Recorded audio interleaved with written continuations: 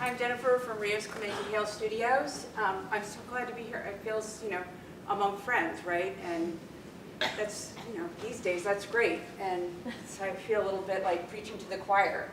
But I'm very passionate as an architect about integrating landscape with buildings, as landscape as a building material.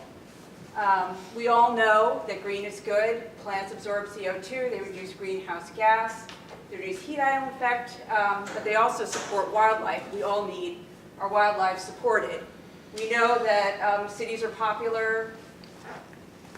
It's just going so fast, and their density is increasing. And so, how do we integrate nature or plants with buildings?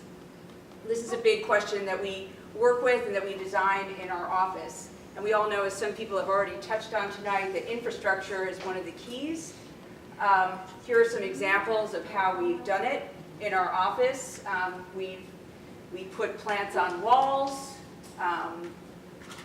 with using all the latest technology and using underground water, capturing it in a water reclamation system before it goes off into the storm drain, and showing it to the kids at the school, how we're actually doing it, and coloring the pipe so that they really understand how that infrastructure works. On a slightly larger project, we've turned this kind of technology into a billboard on Sunset Boulevard. This is a Fortune 500 company that invested in this kind of an identity, so the demand is out there. This is, again, how the storm water is captured underground in this cistern and irrigates this facade that's actually north-facing, but planted with all kinds of plants that attract wildlife.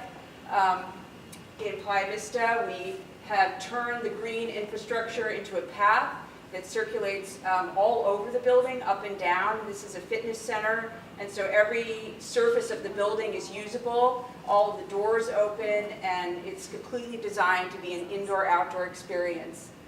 Here you can see that all the surfaces are really used to traverse and be active. We've taken this technology and applied it to a huge parking garage downtown, where we've taken a trellis and spilled it down the front to indicate the entry, and then pulled it over the top and actually planted a field on top of this parking garage that has views 360 degrees all around the city. And this attracts all kinds of wildlife to the top of a parking garage.